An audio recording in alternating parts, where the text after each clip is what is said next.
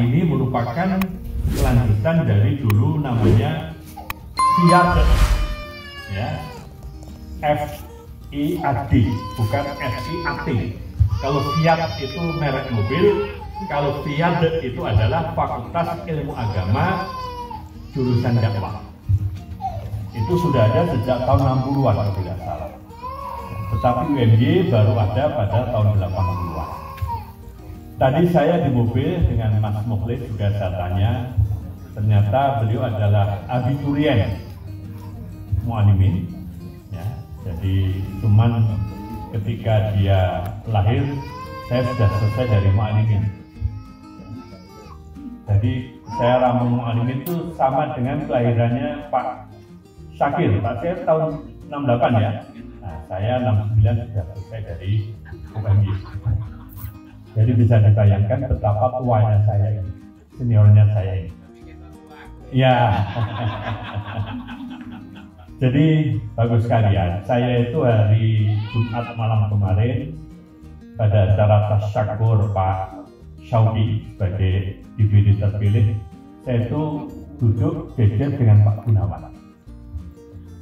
Dalam ngomong-ngomong lama gitu, Pak Gunawan akhirnya jadi terang. Pak Alfian sekarang ini banyak dosen-dosen UMY yang sakit gula. Katanya sekitar 50 dosen yang kena sakit gula. Saya mengatakan sakit gula itu erat dengan gaya hidup dan gaya kemampanan hidup seseorang. Artinya sakit gula itu sakitnya orang yang punya duit. Itu di mana-mana. Dan Pak Gunawan mengatakan, ya Pak Alfian, dulu ketika zaman UMY kita itu masih susah, itu kita sia-sia. Tapi setelah sekarang UMY itu sudah tidak susah, banyak yang sakit. Dan saya bilang, Pak Gun, itu akan ada semacam ongkos kesehatan yang mahal.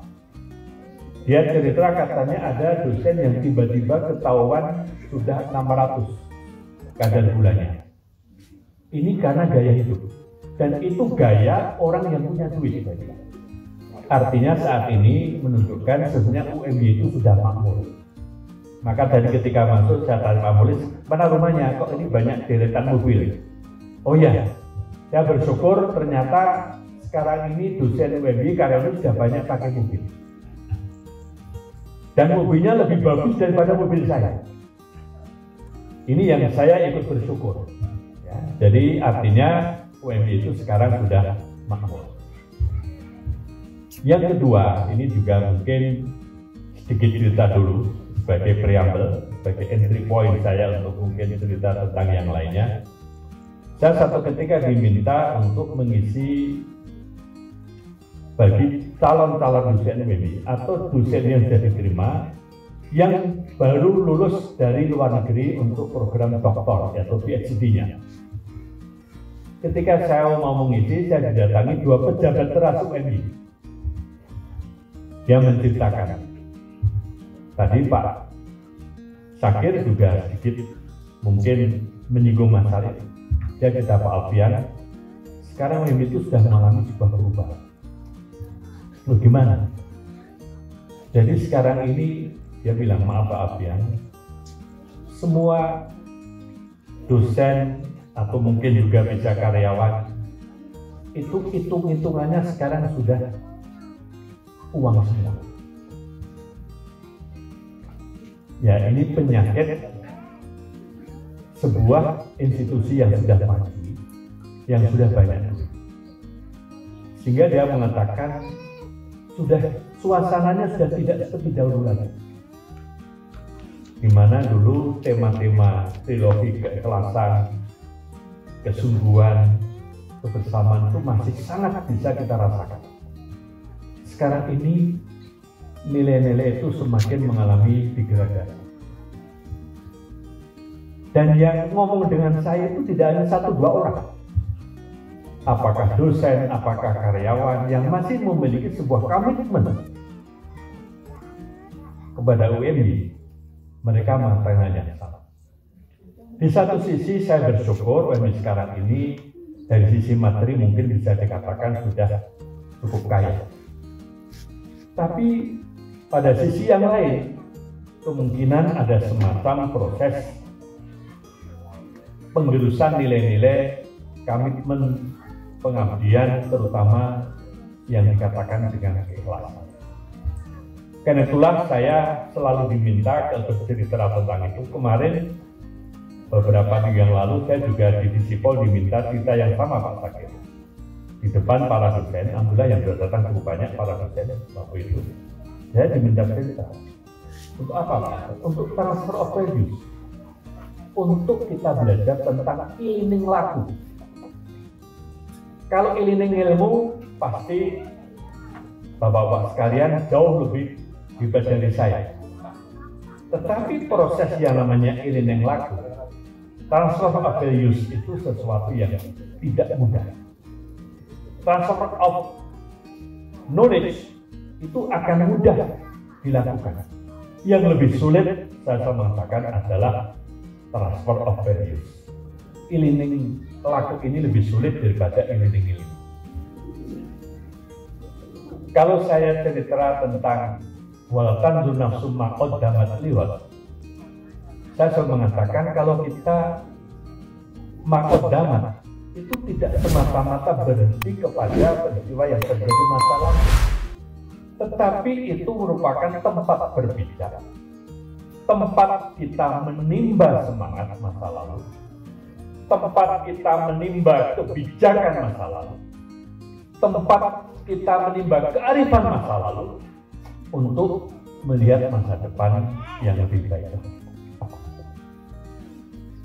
Tadi saya di jalan dengan Mas Nusa katakan, antum ini adalah pewaris sah daripada Universitas Muhammadiyah di Jakarta. Kenapa? Karena yang menggagas, bukan yang mendirikan, yang menggagas, yang punya ide. Orang bisa mendirikan sesuatu, tapi belum tentu orang punya gagasan. Yang mahal dan sulit itu adalah orang untuk mempunyai gagasan dan berani untuk memperjuangkan, mewujudkan gagasan itu. Dan UMI ini digagas semuanya oleh abiturien UMI, bukan alumni dulu namanya Pak Sakir. Satu-satunya organisasi dulu IKMAM, ya Pak, itu namanya Ikatan Keluarga Mahasiswa Abiturien. A-nya itu bukan alumni. Abiturien itu bahasa Belanda. Yang memakai abitur itu hanya mu'alimi. UMY ini betul-betul sebuah gagasan genuine. Berbeda dengan UAD, berbeda dengan UMS, berbeda dengan UMM. Itu tidak genuine Universitas Muhammadiyah. Tetapi UMY ini adalah sebuah gagasan yang genuine sejak awal gagas untuk menjadi sebuah universitas. UAD dulu namanya IKIP. Dan saya tahu proses menjadi Universitas Muhammadiyah. UMS dulu IKIP. Pak Jasman lah yang mengubah menjadi UMS. Karena saya pernah diajak Pak Jasman ke UMS, dulu masih IKIP Muhammadiyah. UMM itu dulu namanya IKIP Muhammadiyah Malang. Saya hadir ketika Pak Malik Fajar dilantik menjadi rektor UMM. Dan semua dulu serba terbatas. Nah, UMY ini adalah genuine. Sejak awal adalah merupakan gagasan universitas. Meskipun tidak tiba-tiba gagasan universitas. Gagasan ini adalah berjalan. Tadi Ustaz Murid juga saya tanya, dari kenapa kok lulusan Medina, Mesir, maka itu semua LC. Oh, ternyata lisok. Jadi itu semacam lisensi. Karena sistem pendidikan di sana memang Mesir adalah dulu jajahan Prancis. Maka ketika Muhammad Abduh diskusi dengan seorang orientalis, seorang Prancis tentang Islam dan Nasrani, ketika si orientalis Renan ini, Ernest Renan, mungkin mungkin Pak Mulus lebih tahu daripada saya, karena Alumni Al-Azhar mengatakan Wan Abdul memang Islam dari sisi ajaran saya mengakui lebih unggul. Cuman Tuan Abdul, saya ingin tahu siapa orang yang hidup di kolong jembatan, di emperan toko di kota Kairo ini. Itu siapa? Abdul nggak bisa komentar. Maka walau ucapan yang sangat fenomenal, dia mengatakan al-Islamu mahjubun bil muslim.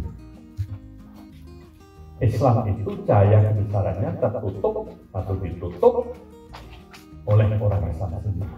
Karena yang hidup di sana, di kolong jembatan, mungkin di ember toko, itu cerminan Islam. Ketika Abdul pergi ke Eropa, dia mengatakan, saya melihat Islam di sini tidak banyak orangnya, tetapi Islam banyak diamalkan. Di Eropa, orang banyak mengamalkan Islam, tetapi sedikit orang Islam. Sedangkan di Timur Tengah banyak orang Islam, tetapi tidak mengamalkan Islam. Jadi ini satu masalah. Karena itulah maka persoalan yang menyangkut tentang pendidikan menjadi penting. Mungkin Al-Azhar itu kan sudah sangat tua dibanding Sorbonne, mungkin macam-macam lebih tua Al-Azhar. Cuman kenyataannya situasi umat Islam sekarang menjadi terbaik. Nah, UMY itu digagas oleh para as-sabiqunal awal yang dulu mengatakan sebagai polil. Tadi Pak Sakit mengatakan waqalilun min ibadiyas syakur. Dan sedikit saja orang Islam itu yang bersyukur pada Allah. Gagasan UMY itu sederhana. Dulu tidak ada yang bicara tentang universitas. Ceritanya adalah ketika mu'alimin pada titik terendahnya, muridnya hanya 100 untuk 16 salah. Dan kebetulan waktu itu banyak guru mu'alimin yang abiturian mu'alimin berpikir tentang bagaimana masa depan Muhammadiyah. Karena kader absah Muhammadiyah waktu itu adalah mu'alim, maka ada istilah mu'alim itu adalah dalam tanda kutip saya mengatakan anak emas Muhammadiyah, karena satu-satunya perguruan sekolah dari SD atau TK sampai perguruan tinggi yang langsung di bawah PP Muhammadiyah hanya mu'alimin dan mu'alimat. Maka dulu dikatakan sebagai anak panah Muhammadiyah, yang sekarang istilah anak panah itu masih dipakai oleh Habibur Mu'alimin angkatan saya Pak Sakit, Pak Muhammad. Itu kelompok saya itu menamakan grup anak panah. Karena kami merasa itu anak panah Muhammadiyah. Nah, saya itu kebetulan menjadi guru, meskipun saya tidak mengajar agama. Saya jadi guru karena ditarik Pak Mawardi untuk mengajar ilmu ekonomi, pengantar ilmu ekonomi dan hitung dagang. Karena kebetulan saya dulu kuliah di Fakultas Ekonomi Gadjah Mada, tapi tidak lulus. Ya, tidak lulus. Materi saya cerita tentang Pak Jumairi, macam-macam, dosennya Pak Mulus itu dulu yang mengganti saya, sekretaris Fakultas Ekonomi UNY. Jadi dulu itu tidak ada, dulu itu rasa keprihatinan itu hanya bagaimana mu'alimin yang sekarang situasi semacam itu, dan kita melihat tantangan ke depan Muhammadiyah di masa depan. Tidak bisa lagi beban kepemimpinan Muhammadiyah diletakkan di pundak tanda kutip hanya orang-orang yang lulus dari madrasah Muhammadiyah. Dan itu terpikir pada tahun 70-an. Ingat tahun 70 itu adalah waktu itu Islamisasi Sains and Teknologi, Muhammad Najib. Kemudian kita lihat waktu itu Mesir mengalahkan Israel merebut kembali Sinai, itu tahun 73 perang Ramadan. Tahun 79 Syah Iran jatuh oleh gerakan Ayatullah Ruhollah Khomeini. Tahun 78 Ratu Elizabeth waktu itu membuka pameran Muslim di London, dan itu pertama kali di dunia terjadi. Dan itu memantik dan memicu munculnya yang dikatakan sebagai Islamic Revival, kebangkitan kembali Islam. Di Indonesia muncul halakah-halakah di kampus-kampus. Di Jogja dulu, Angkatan Muda tiap malam Jumat kita mengkaji kelompok diskusi di bawah mentor Kiai Bakir Saleh. Jadi saya ceritakan ayahnya Pak Rosil, ya, itu kiai intelektual Muhammadiyah. Kenapa kita pilih beliau? Karena beliau punya pikiran yang sangat maju. Itu dulu masih ada Pak Hosnan Yusuf, Mas Habib. Tetapi ketika beliau pindah Jakarta, akhirnya kelompok ini susah. Tetapi di dalam hati dan gagasan anak-anak Abdurrahman Mu'alimin yang ada di Mu'alimin, ini memantik persoalan tanggung jawab masa depan Muhammadiyah.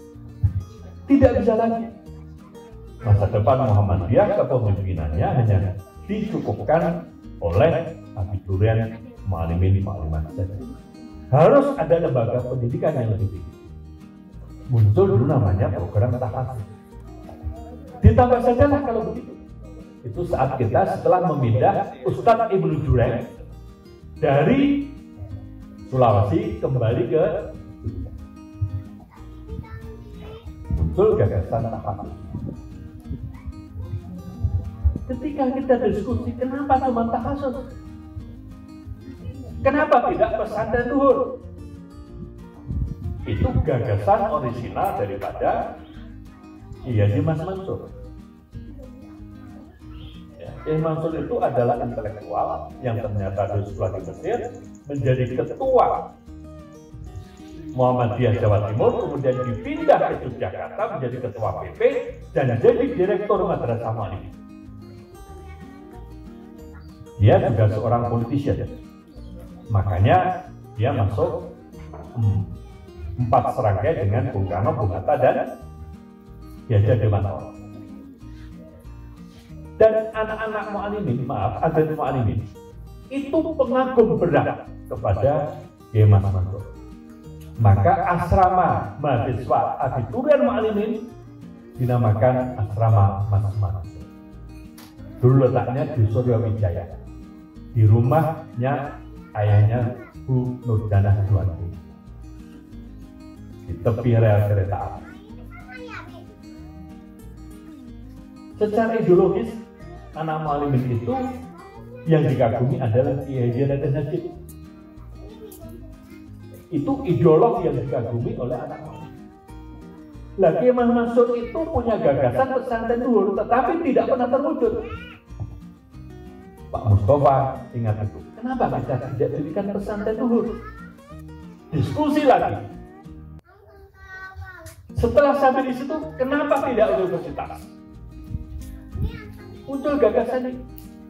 Itu setelah kajian berbulan-bulan. Cuman ketika mendirikan universitas, jadi ada gagasan tahfiz, gagasan pesantren zuhur, kemudian gagasan universitas. Untuk tahfiz, kita juga kepingin siapa yang akan mengajar kita. Anak Mu'alimin tidak cukup, harus diajar tambahan ilmu agama yang kuat. Waktu itu satu-satunya cara mencari alumni Timur Tengah yang mau mengajar kembali. Pak Mukhlis belum lahir, maka tidak mencari antum, mencari. Jadi 3 itu tetap kita lakukan. Tetapi kenapa tidak universitas? Ketika mendengar universitas ada sebuah big question, pertanyaan besar. Siapa kita yang pernah jadi dosen? Tidak ada satupun yang pernah jadi dosen. Semuanya guru Mu'alimin, itu pangkat paling tinggi, guru Mu'alimin. Tetapi berani menggagas namanya universitas. Memang di Jogja sudah ada namanya PIAT, yang kemudian nanti akan menjadi Pak. Pak Syakir itu masuk Pak berapa?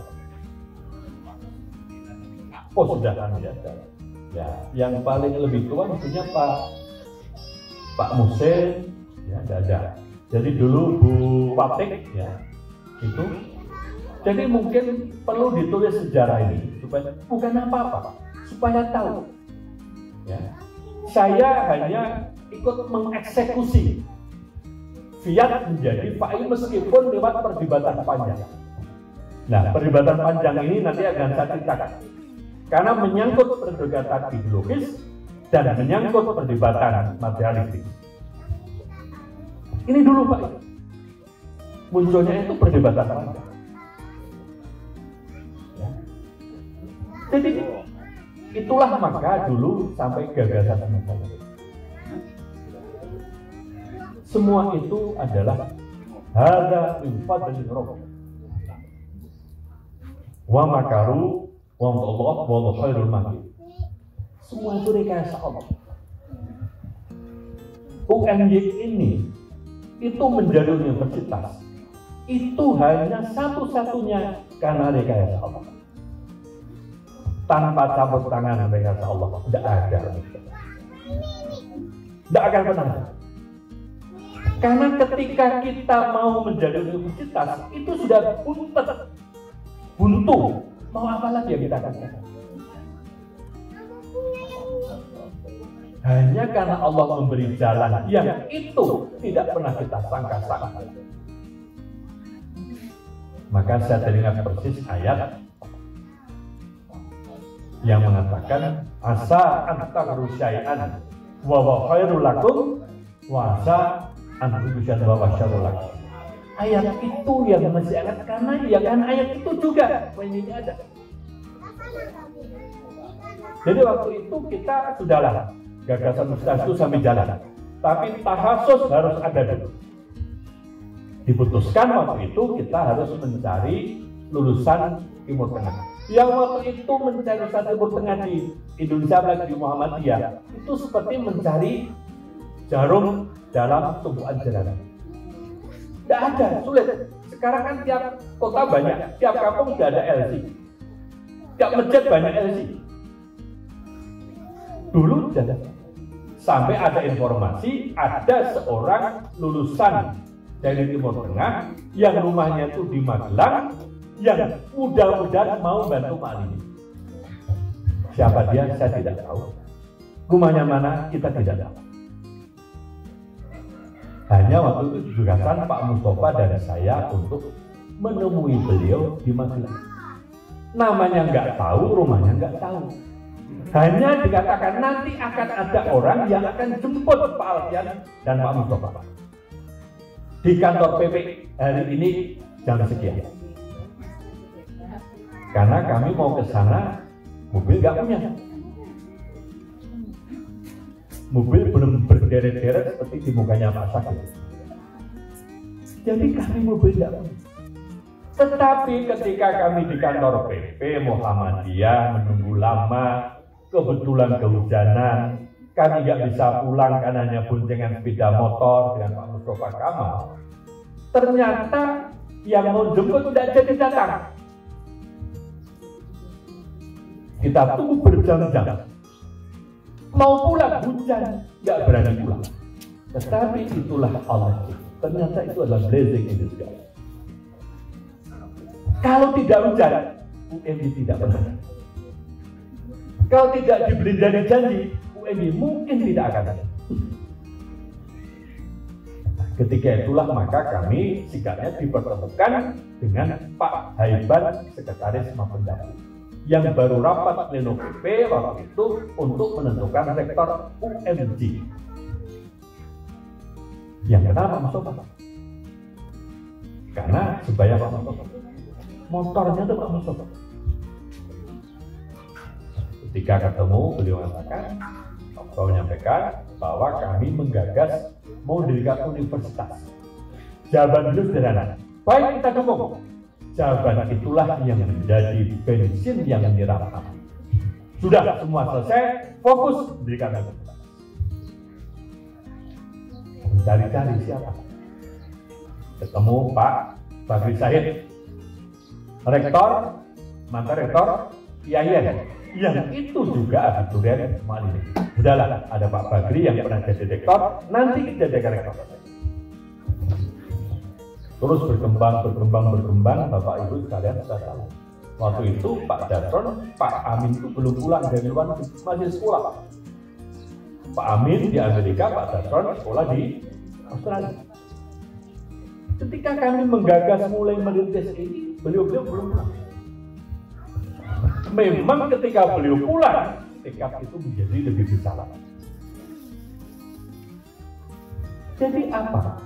Gagasan ini adalah digagas oleh guru-guru kami yang satu pun tidak ada yang jadi besar. Ternyata gagasan itu mahal. Tetapi yang lebih sulit lagi adalah orang yang berani untuk mewujudkan gagasan. Dan semua serba kebetulan. Setelah selesai begitu, ada reuni. Mungkin Pak Saken belum masuk lagi. Tahun 81. Kelas 1. 82. Itu reuni mu'adzin terbesar sepanjang masa. Yang hadir, Ketua MUI datang, Pak AR datang, tokoh-tokoh nasional banyak yang datang. Dan itu juga rahmat yang tersembunyi. Karena Pak Bagri Said di dalam reuni itu kita minta pidato sebagai ketua Kabangma terpilih. Keluarga besar Habib Buryan Madrasah Muallimin Madrasah. Tahu bedanya Ikmam dan Kabangma? Yang Muallimin, siapa yang Muallimin? Pak Saken. Kalau Kabangma itu yang sudah bekerja, kalau Ikmam itu yang masih kuliah. Sekarang ada namanya Ikmam lagi, lain lagi itu lagi. Pak Bagri yang sudah kita menjadi direktur itu pidato, dan UMY itu sudah dideklar dalam keputusan Muswil Muhammadiyah wilayah di Karangkaden Februari 81 untuk didirikan UMY. Februari. Gagasan itu mulai muncul sekitar tahun 2009. Jadi panjang sekali. Dulu memang banyak katanya orang yang gagas Universitas Yogyakarta, tetapi tidak ada satupun yang terwujud. Waktu itu yang baru ada Universitas Muhammadiyah adalah Jakarta, Jogja IKIP, Surakarta IKIP, malah masih Jogja belum. Dan ini sangat panjang kalau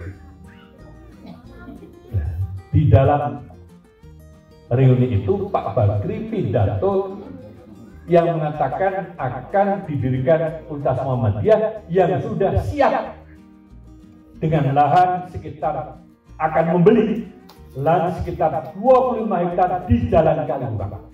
Kami semua kaget. Ini di mana tempatnya? Karena duit pun tidak punya. Tetapi lagi-lagi pidato yang semacam itu menjadi blessing in disguise yang menyebabkan universitas kena. Itulah pertama kali surat kabar Kompas itu memuat besar-besar berita tentang Muhammadiyah di halaman 4. Sebelumnya tidak ada. Saya tidak pernah membaca Kompas dulu menulis tentang Muhammadiyah. Karena itu dianggap sesuatu yang mengagetkan, ditulis supaya jadi kontroversial. Yang nulis pun saya masih ingat wartawannya, Julius Ford, yang nulis biografi Benny Murdani. Itu, tetapi itu memicu semangat yang lebih besar lagi. Harus terwujud yang namanya yang sekarang akhirnya terwujud di Jalan Siliwangi ya kita tuh ya, betul. Brawijaya 25 hektar juga. Ternyata doanya Pak Bagri itu diijabahi, hanya tempatnya tidak di Jalan Kaliurang tetapi di sana. Untung di situ, kalau tidak Pak Saken jauh sekali kalau ngajar Jalan Kaliurang. Nah, ini sampai semacam itu. Sampai akhirnya hanya ada fakultas dan FAI itu belum ada. Yang ada adalah FIAT, Fiat itu dulu kuliahnya di Kauman, betul ya? Karena sejak tahun 60 ada, saya banyak kenal ketika aktif di IPM, tahun 70-an itu banyak aktivis IPM yang kuliahnya di Fiat. Banyak aktivis IMM yang kuliahnya di Fiat. Tetapi, Fiat ini kalau tidak salah masuk UNY antara tahun 86-90. Itu. Nah, nanti mungkin perlu dilacak tulisannya, mungkin masih ada Pak Supri Ayat yang sekarang yang pernah jadi kalau tidak salah dekan Fiat, yang lainnya kelihatannya sudah banyak yang tidak ada. Mungkin yang senior mungkin juga kuliah di Fiat ada Bu Soimah Katolani, mungkin ya toh ada, dan mungkin banyak yang lain juga. Ini perlu untuk ditulis supaya tidak hilang jejak sejarah. Hanya persoalannya ketika tahun itu, ketika Fiat itu diusulkan untuk dimasukkan ke UNY, itu direktorat, kebetulan waktu itu saya pembantu rektor 2. Rektornya Pak Dasron, PR1-nya Pak Margono Partojijoyo, saya PR2-nya Pak Mustafa Kamal PR3. Itu terjadi perdebatan. UNY belum stabil. Berdiri, kampusnya masih di Asri. Itu pun belum punya gedung Titanic. Tahu ya gedung Titanic? Ada yang tahu? Siapa yang tahu? Nanti supaya dapat hadiah. Kenapa dikatakan gedung Titanic? Karena bentuknya seperti kapal memanjang yang sekarang jadi AMC, rumah sakit. Itu dulu arsiteknya siapa yang tahu? Siapa? Ayo, ada yang tahu? Arsiteknya Pak Ismudianto Ismail. Dulu belum di situ, dulu hanya punya gedung yang sekarang sudah tidak ada. Yang dulu mepet jalan di sana. Waktu itu UNY gajinya aja masih. Saya tanya kemarin ada satpam yang 93 masuk UNY, itu gajinya masih 3.000 sebulan. Satpam. Kemarin cerita dengan saya ketemu dia aja. Pak, saya ingat 93 saya masuk UNY itu gaji saya 3.000 sebulan. Sehari 100 rupiah.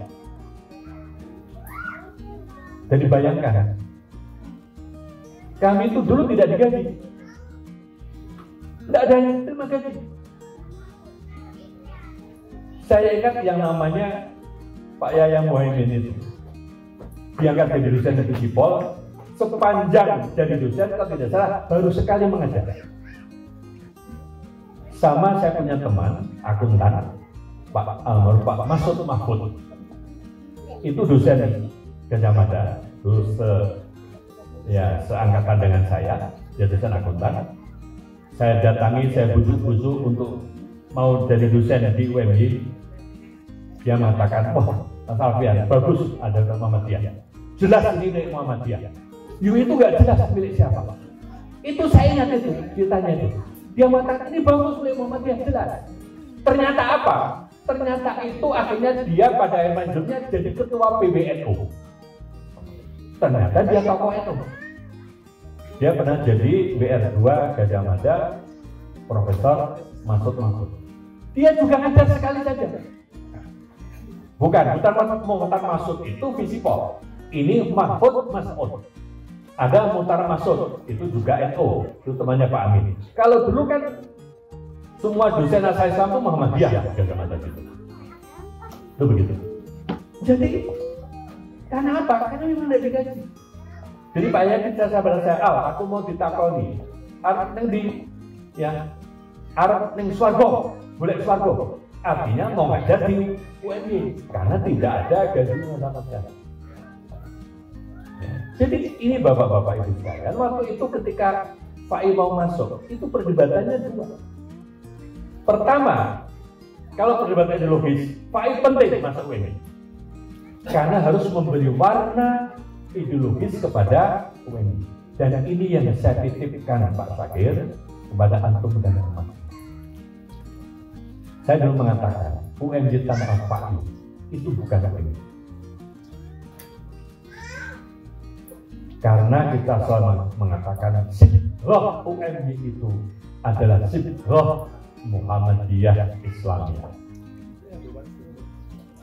Artinya apa? Semua sivitas akademika UMY harus memiliki sibghah Islamiyah dan sibghah Muhammadiyah. UMY ini disiapkan untuk menjadi kader pemimpin masa depan Muhammadiyah. Ingat, para penggagas, perintis, dan pendiri UMY ini dulu azamnya hanya satu.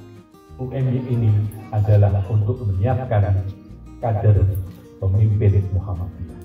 Bukan tempat mencari kerja. Bukan tempat mencari kerja.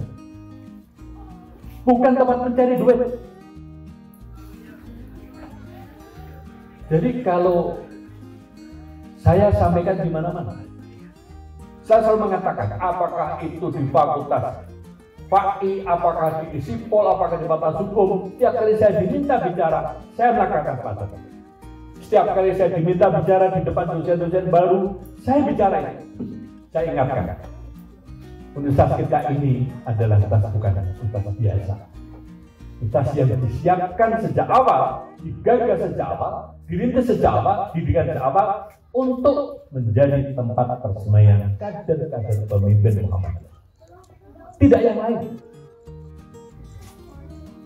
Dan itu adalah himmah terbesar daripada penggagas dan perintis UMY. Dan itu saya katakan, pewaris absah itu adalah FAI. Maka pada waktu debat itu adalah saya katakan, iya, karena FAI-lah yang diharapkan akan memberi warna kepada dosen-dosen, kepada mahasiswa. Jangan sampai dibalik, FAI ketularan menjadi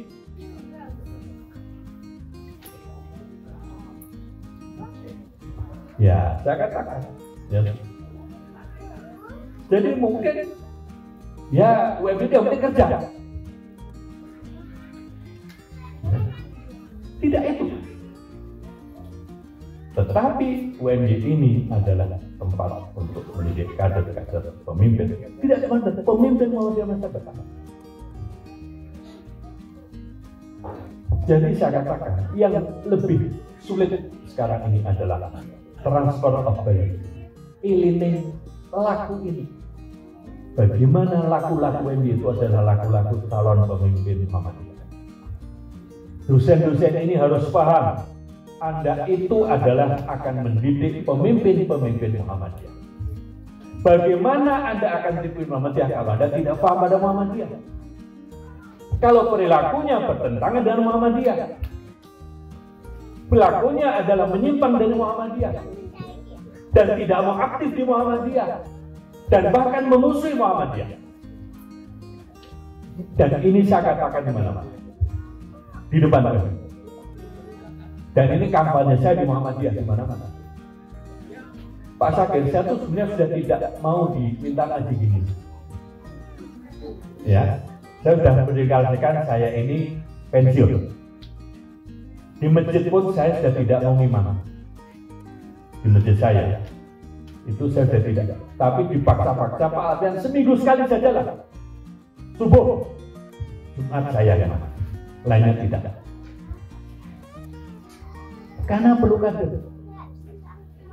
Sehingga kalau nanti Pak Syakir sholat subuh di masjid saya, Nur Hasanah dengan Pak Agus Baik Rahman itu, kalau hari Jumat saya pasti siap di belakang pengimaman. Tapi di luar hari Jumat saya pasti nyinggir. Dan datang pagi pun saya gelar sajadah jauh dari pengimaman. Saya sudah beri syarat, saya tidak mau jadi. Karena harus tumbuh pemimpin-pemimpin baru. Di UMY pun demikian. Hanya karena yang minta FAI, yang minta fakultas, ya saya harus mau. Apalagi saya punya harapan besar pada FAI. Apalagi FAI sekarang dipimpin oleh Al-Durian Ma'alimin, pewaris daripada perintis penggagas UMY. Kalau tidak berhasil, saya mau. izinkan saya mewakili semua penggagas Malu. Saya nanti kalau ketemu di akhirat ditanya, bagaimana Pak Alfian? Saya akan letakkan di mana muka saya pada beliau. Dan ini saya tidak main-main. Saya serius. Ketika bicara saya serius. Maka pada waktu itulah saya katakan bahwa UMY ini memang disiapkan untuk menjadi. Maka ketika Fiat mau dimasukkan, secara cuman maaf waktu itu terjadi perdebatan. Sampai maaf waktu itu Pak Dadan, ya boleh, tapi gaji dosennya tidak boleh sama dengan yang lain. Karena Fiat akan menjadi beban finansial bagi kita. Ya memang waktu itu mahasiswanya hanya belasan, bayarnya kecil. Bagaimana gaji? Sekarang kan sama gajinya Pak, ya kan? Tapi waktu saya bilang, Pak Dasrat, Alfian tanggung jawab. Gajinya harus sama dengan dosen Fakultas Teknik, gajinya harus sama dengan fakultas. Tentang dari mana duitnya, saya tanggung jawab.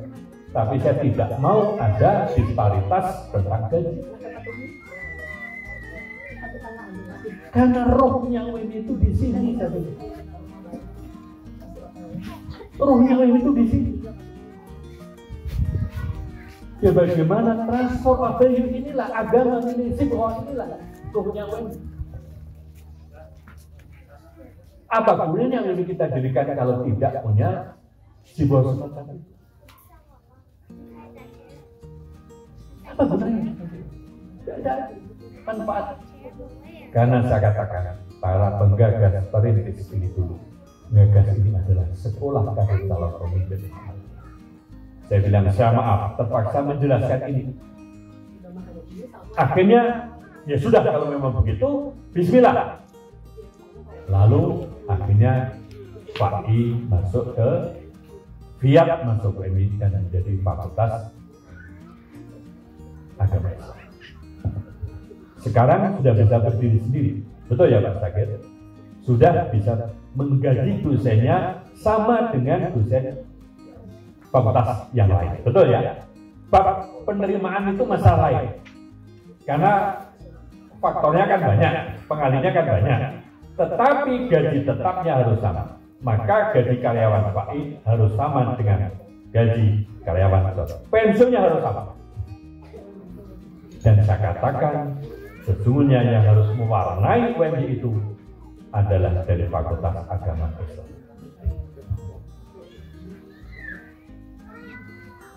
Saya kepengen satu ketika saya datang ke UMY itu, saya bisa melihat, oh ini dosen Pak I, oh ini dosen karyawan Pak I, oh ini Mas Pak I. Tanpa saya bertanya Anda fakultas mana. Itu harus bisa. Lain kali harus kita ketika mahasiswa ketemu dengan mahasiswa yang lain, tanpa kita tanya, kita tahu ini pasti mahasiswa UMY. Tanpa tanya Anda kuliah di mana. Maaf, mungkin tanpa harus berjinggot seperti Pak Mukhlis pun saya tahu ini dosen Pak I. Tanya itu. Karena mestinya itu bisa dilihat dari penampilan dan komen kita. Akan begitu. Saya punya pengalaman. Performan orang Muhammadiyah itu berbeda dengan orang Islam yang lain. Saya pernah Bapak ini cerita sedikit, nyimpang sedikit. Saya pernah pada tahun awal 2000-an saya sering diminta untuk mengisi kajian-kajian di DPRD seluruh Indonesia. Dulu yang minta Pak Zulkifli Halil. Saya diminta. Satu ketika saya di Novotel, di depan banyak anggota DPRD dari berbagai fraksi, berbagai daerah, saya bicara. Waktu itu tentang masalah yang menyangkut tentang, kalau tidak salah saya menyangkut tentang pajak-pajak negara dan pajak-pajak daerah. Ketika selesai, saya datangi seseorang. Dia cerita, Pak Alfian, saya adalah ini dari Kabupaten X. Apa Bapak keperluan? Saya mau tanya saja. Pak Alfian ini Muhammadiyah ya? Padahal saya kan dikenalkan sebagai mantan DPR PPP. Tidak di dalam alat saya. Model, kok Bapak tahu? Dia bilang, dari cara Bapak bicara dan yang Bapak pikir dan Bapak sampaikan, Bapak ini pasti Muhammadiyah. Kok tahu Pak? Ya, saya ini wakil ketua DPRD dari fraksi PDIP. Tetapi saya adalah anggota pimpinan Muhammadiyah daerah di kabupaten saya. Jadi orang itu dari cara bicara itu sudah kelihatan. Saya kepingin satu ketika dosen UMY itu juga sudah dilihat orang tanpa tanya ngerti itu dosen UMY. Apalagi juga PAI. Tanpa ada simbol PDI, tanpa ada simbol maaf, mungkin harus melihat jikot. Ini PAI. Orang jadi apa? Cara berpikir, cara diskusi, cara kita menyampaikan sesuatu, cara kita menggagas sesuatu, itu sudah biasa. Nah inilah Bapak Ibu sekalian. Jadi makanya dulu UMY itu punya trilogi yang kita hafal semua. Keikhlasan, kesungguhan, dan kebersamaan. Keikhlasan itu tetap menjadi fondasi. Hanya sekarang saya dikatakan, ikhlas itu tidak berarti tidak digaji. Ikhlas tidak berarti digaji kecil. Digaji besar tapi ikhlas bisa. Digaji banyak, ikhlas bisa. Saya ditanya, apa Pak? Kalau gitu, tolonglah sekarang. Saya ketika mandat itu, Anda kewajiban masuk kerja jam berapa? Kalau karyawan jam berapa Pak? Sampai jam 15. Kalau lebih, lalu lembur. Dapat mengajukan. Ikhlas itu adalah ketika Anda sebelum datang setengah dan datang pulang setelah maghrib dan Anda tidak pernah mengajukan honor. Ikhlas.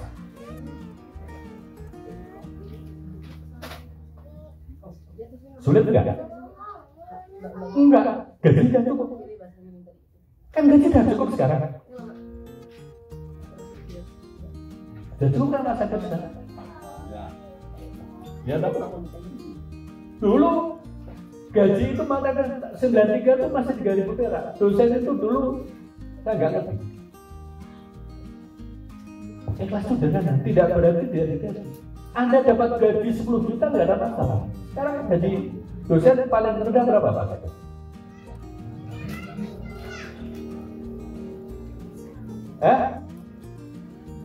Berapa Mas? Yang tuan ada tahu? Berapa gaji dosen Pak yang paling rendah?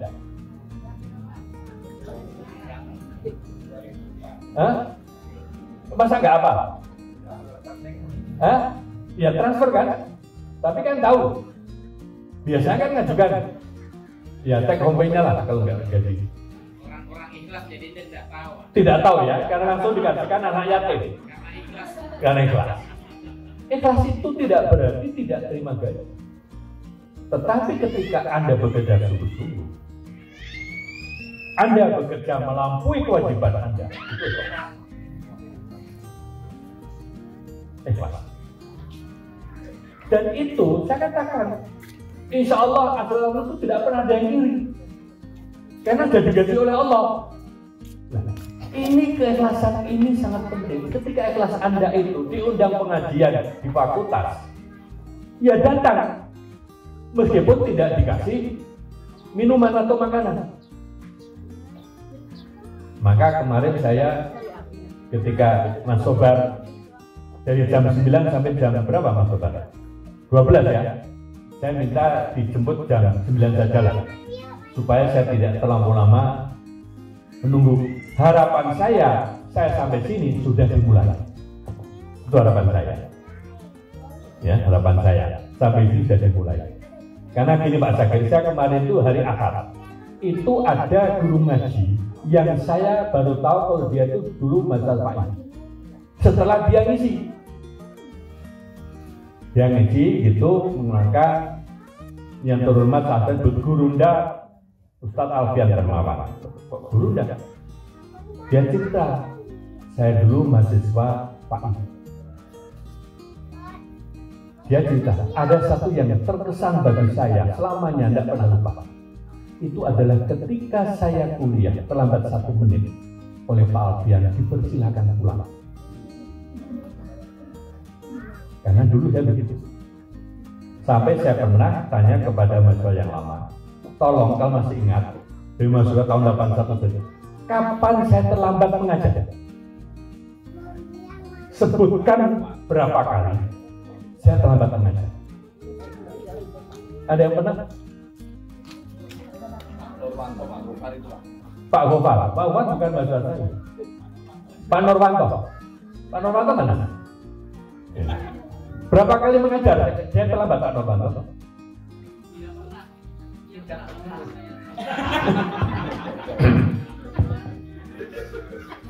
Saya mengatakan bahwa janji itu harus betul. Sopir saja dari Pak Amar Saramanto tepat jam 9. Kok tahu tepat jam 9 jemput saya? Pasti tanya orang ya?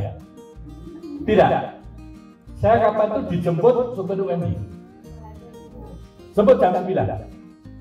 Tepat jam 9 mobil berhenti di muka rumah saya. Saya tanya, Mas, kok tahu rumah saya sudah Pak dari sana? Kok bisa tepat Pak? Saya sudah diberitahu ayah saya Pak. Loh, yang mana siapa?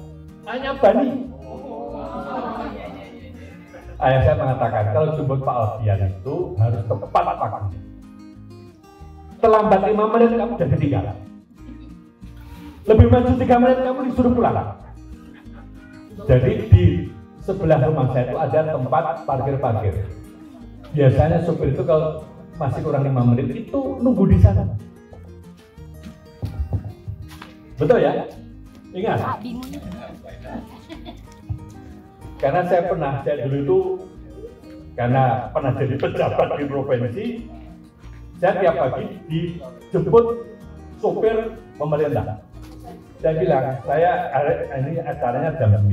Saya tahu, supirnya jam 8 datang. Saya suruh pulang, kembali ke kantor. Ngapain kamu ke sini? Kerjakan di kantor. Jam 9 sampai rumah saya. Saya tahu dia kan nggak berani terlambat, tapi tidak dengan cara itu. Sampai sekarang saya pegang.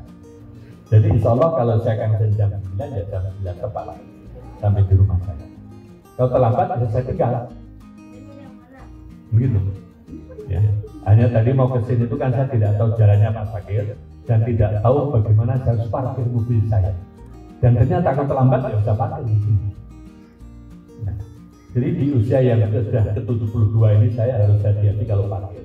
Kalau nyetir mobil masih kuat lah, ya sampai sekian ratus kilometer masih kuat. Tetapi kalau di tempat yang itu parkir nggak bisa. Ya. Jadi bukan manja.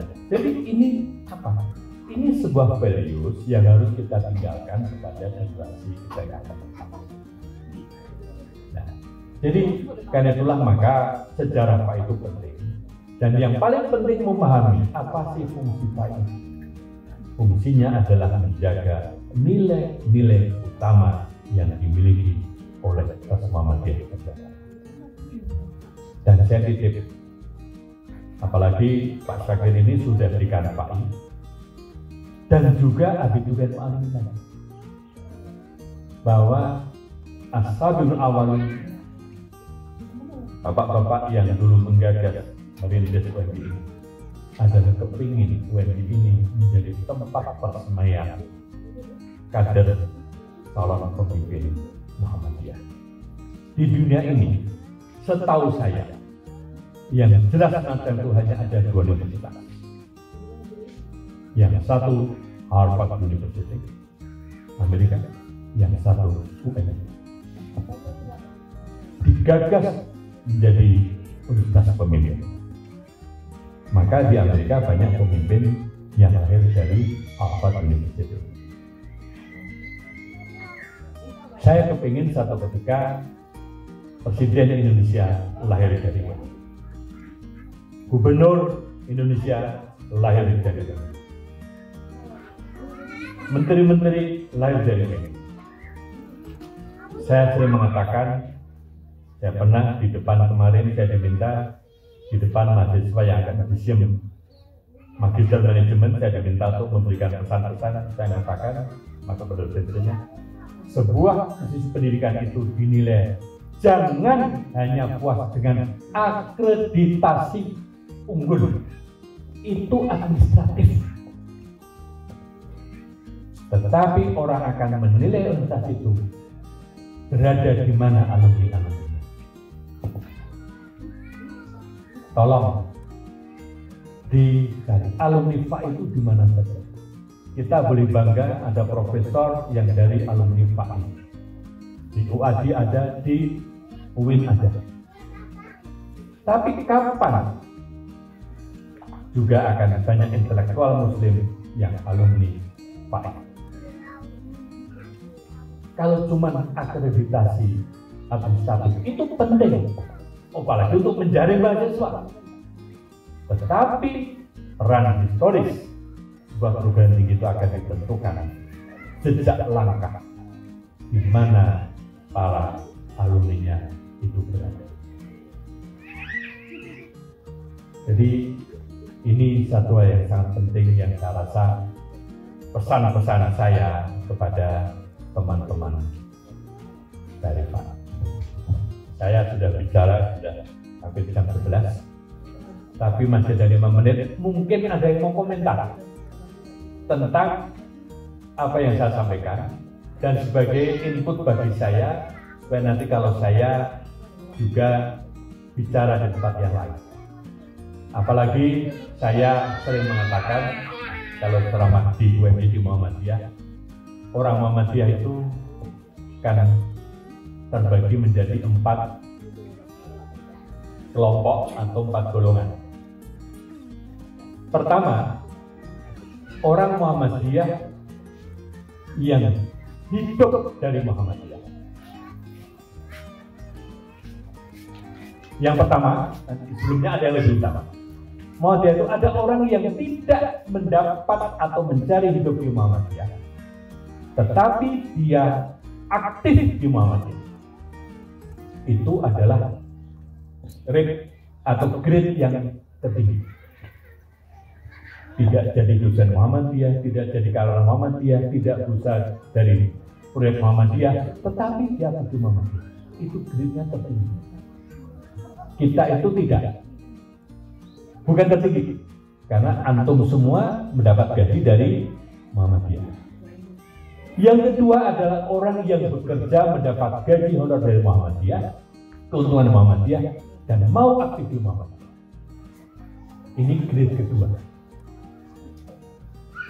Yang ketiga, ini pelajaran Muhammadiyah bagi dosen dan karyawan, adalah orang yang mendapatkan penghidupan dari Muhammadiyah, tetapi tidak mau tahu tentang Muhammadiyah.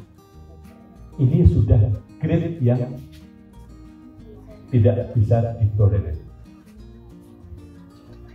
Yang paling buruk dan harus disingkirkan dari Muhammadiyah adalah orang yang hidup dari Muhammadiyah, tetapi bahkan mengganggu kepada Muhammadiyah.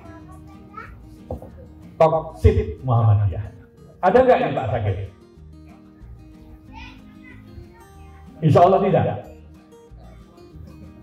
Karena penasihatannya di sebuah pertemuan di UMI ada Pak jawabannya. Beberapa tahun yang lalu. Di kalangan dosen-dosen. Nah, saya minta Anda itu kalau tidak bisa yang nomor 1, jadilah yang nomor 2 saja.